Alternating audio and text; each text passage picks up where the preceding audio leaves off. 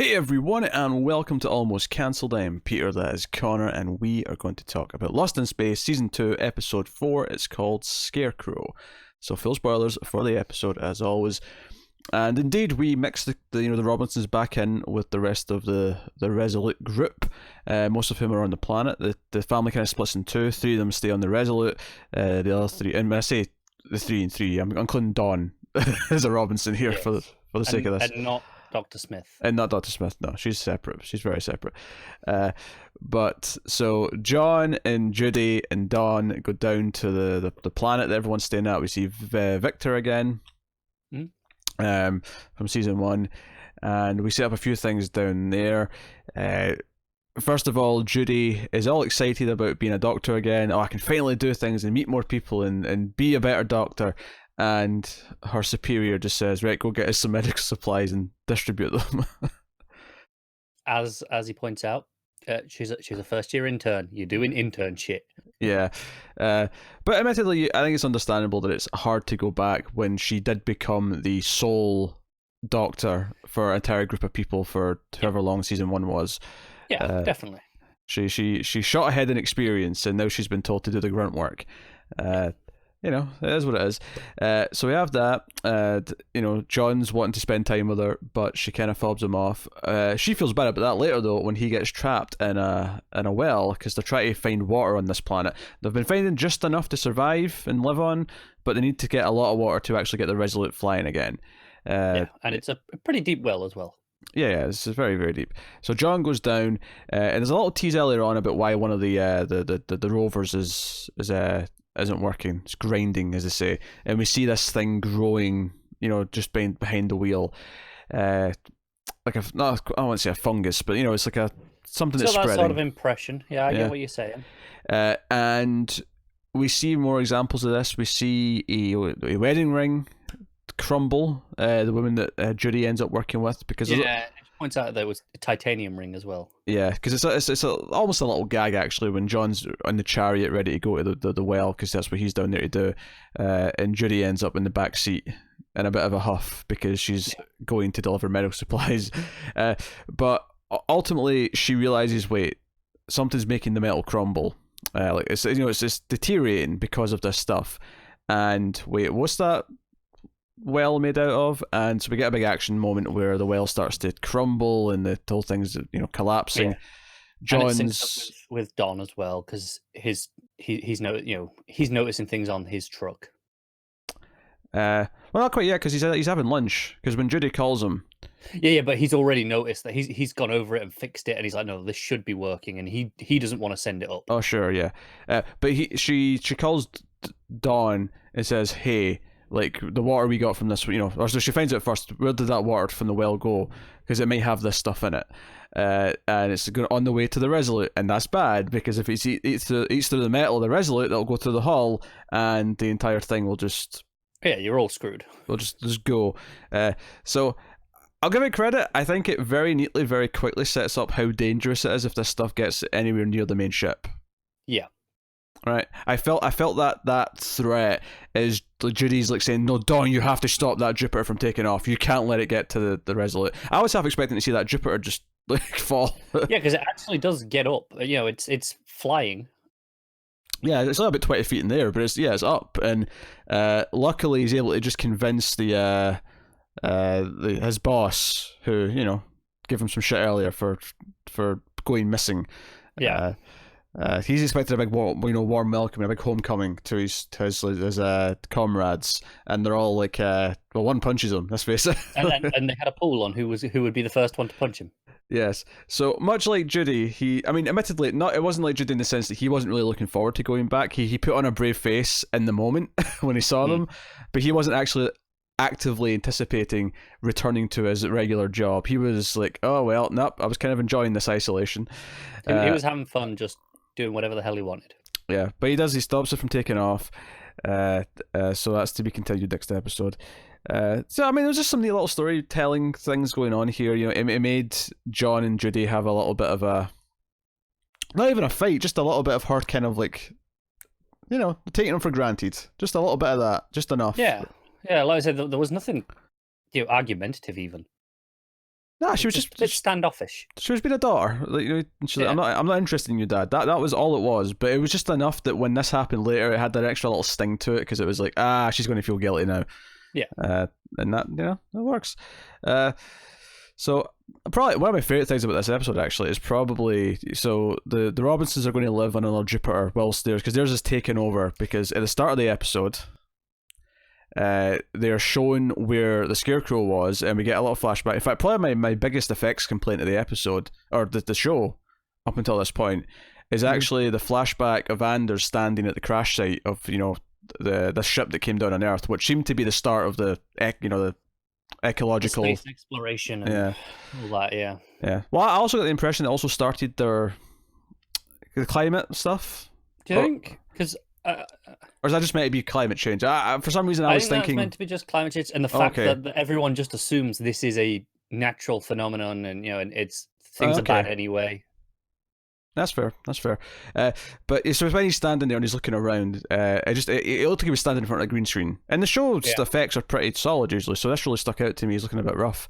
I'm with it. It's not. I mean, it's a 10-second moment. It's not a big deal, but it's just below expectations. Yeah. But they reveal they've got another engine because the engine from the Resolute's gone. They don't really know what they're doing with this Scarecrow beyond they're just kind of giving it simple commands and somehow directing it to take them where they need to go. Yeah. It all feels a bit slapdash, let's be honest. It doesn't feel like they really understand what they're doing yet. Oh, not at all. But they end up taking over their Jupiter, and that's why the Robinsons have to move. And they go to this other family. I did actually cackle a little bit.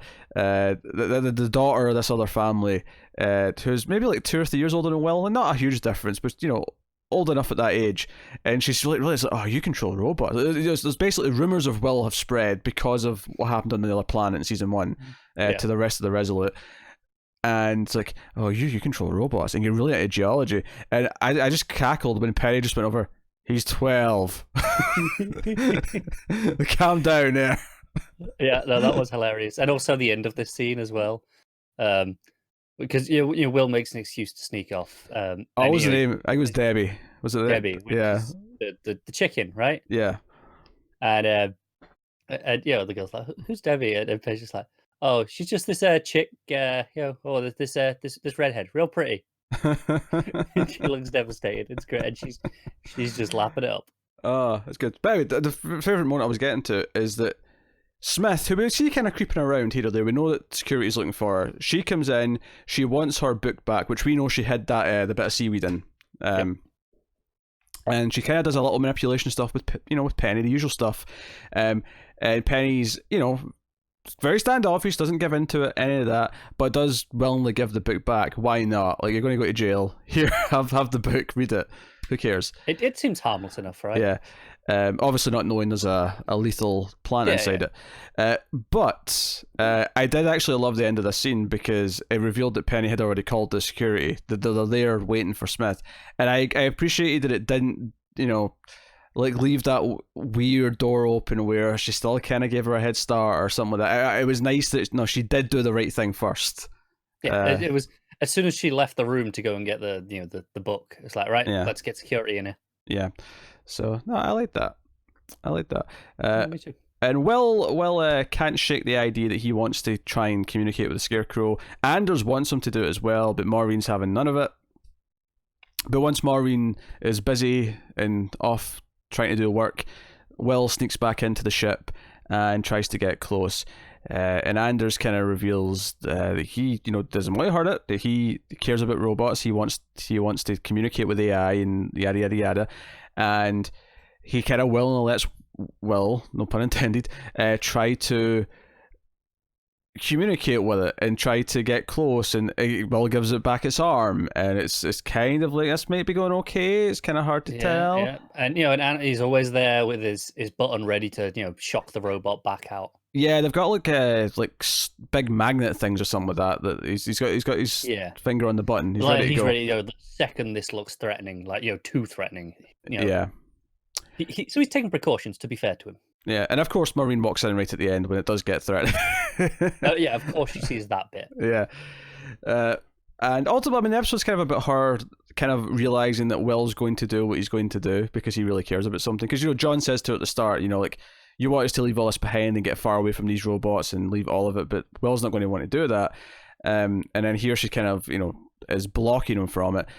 But afterwards, she kind of has a heart-to-heart with him. She kind of warms up and says, yeah, I kind of was defiant in the same way when I was your age. Your grandmother, didn't want me to do this, didn't think that I could go looking for, planets and the stars and all the rest of it. But I did it anyway. I was determined to do it. So she has a self-realization moment as a mother, I think. And does willingly let him, she takes him to the engine room where the Scarecrow was. And Anders hears over the comms and does say, no, let them in. And we see that Anders also has scarring, just like Will's arm, but it's all over his chest. He's clearly been heavily injured in the past.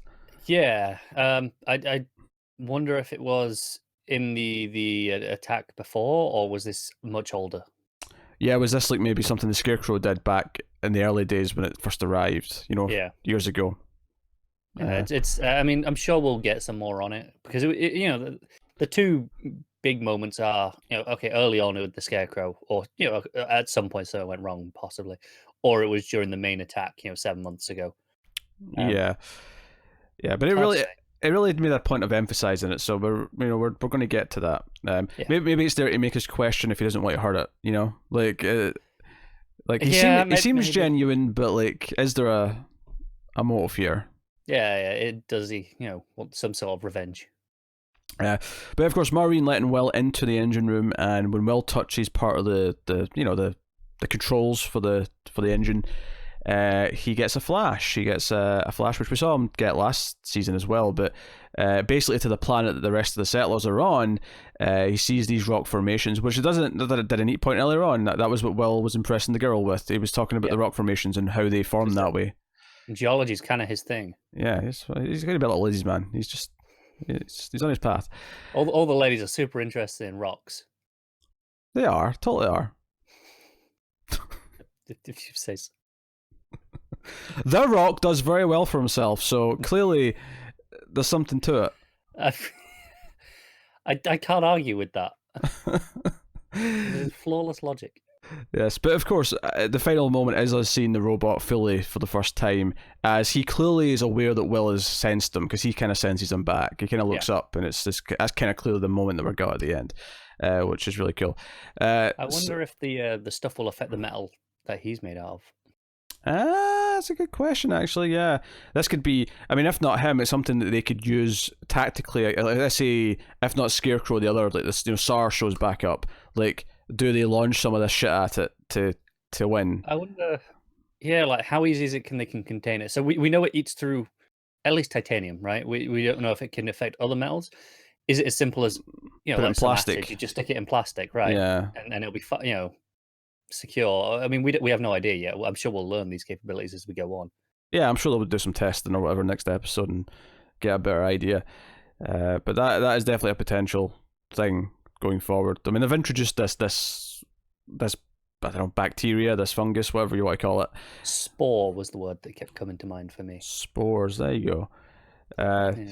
So what was interesting is, because I think we were a little concerned exactly what it was going to do now that they've re-established with everyone else. But I will say, I guess what I wasn't expecting was to feel kind of like a sense of a refreshment at having the family split up a little bit and having different plot lines going on at the same time. No, I get that. I think it goes back to something I said in the first episode. We were talking about the banter between all the characters. And it was when they're all there in the same scenario and all in danger of the same thing, there was a lot less of it. Now that they're split up and doing various things, not all of them are in as direct danger. We get a lot more banter, I think. Yeah, because if you've got danger in one plotline, you don't necessarily need as much in the other. So you get some camera time for the banter and stuff. No, that's very true. That's very true. So I think it actually is benefiting from the shake-up. Even if this isn't necessarily I still think the last episode is my favourite of the season so far, but like it does benefit overall from having different types of episodes. Oh, definitely, yeah. I think this just been very good at that. Even in season 1, you can kind of very clearly point to the different disaster that was happening in each episode, and it made them feel pretty unique as a problem to go with. Yeah, so that was good.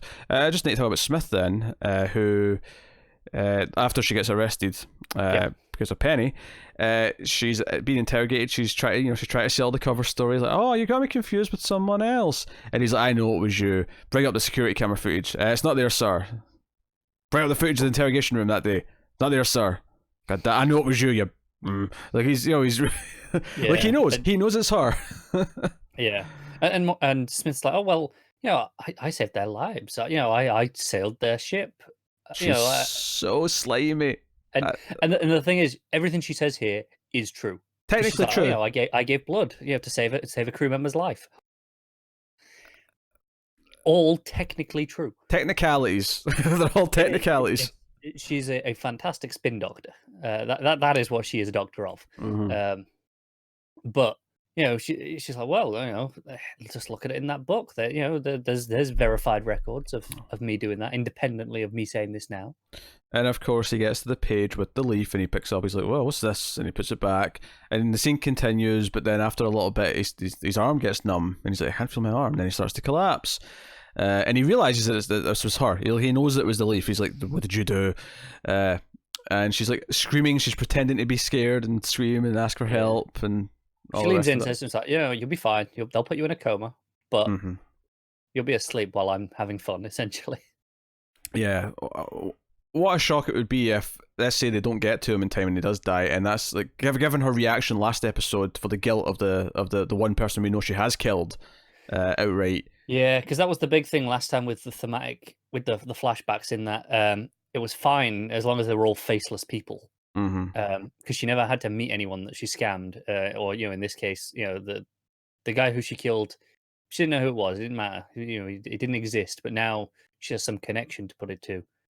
It kind of matters, and it's kind of what we say a lot of time about movies and stuff and TV shows with the stakes. In that, okay, you can show us destroying all a big crowd, but we don't care.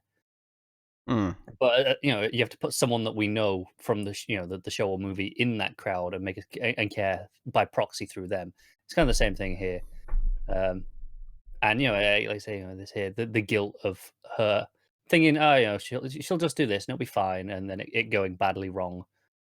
It seems like a smart thing for the show to do. Yeah. Maybe not this time, maybe next time. But I feel like there'll be more. Eventually, yeah, there'll be more guilt ramping up as time goes on. So there you go. That is episode 4 of Lost in Space. We'll be back as soon as we can with episode 5. Let us know what you thought of this one in the comments below. You can like and subscribe, all that stuff. Get us on the Twitters at @mailed_fuzz for channel updates. If you want to support the show, you can do that a couple of different ways. You can rate the podcast on Apple Podcasts with a good rating. You can support us on patreon.com/mailfuzztv for as little as $1 per month and get some bonuses for your trouble. And of course, you can just share us out on the social medias or wherever. So go do any of those or possibly all those things. Which is always great. But yeah, that is us. So thank you once again for watching or listening. We always appreciate it. Keep watching TV, guys. Have you got any vanilla?